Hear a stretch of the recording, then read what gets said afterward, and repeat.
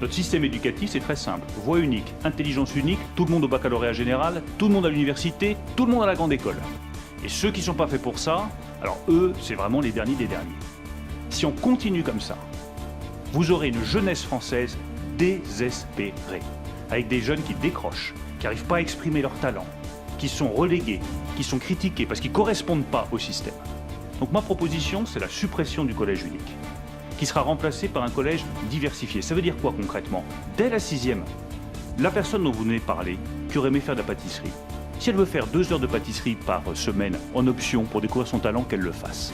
Si un gosse veut faire en 5e 2 heures de couvreur pour découvrir ce métier de couvreur qui est un magnifique métier, qui concilie à la fois l'agilité manuelle et la réflexion intellectuelle et la géométrie, qu'il le fasse.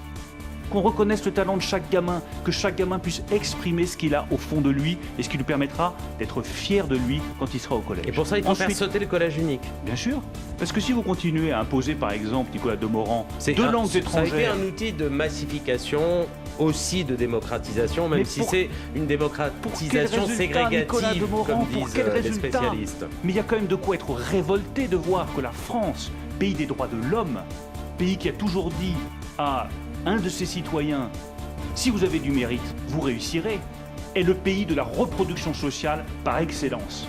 Je sais d'où je viens, je sais à quel point j'ai été favorisé. Mais si je me bats politiquement, c'est pour que tout le monde ait les mêmes chances que moi.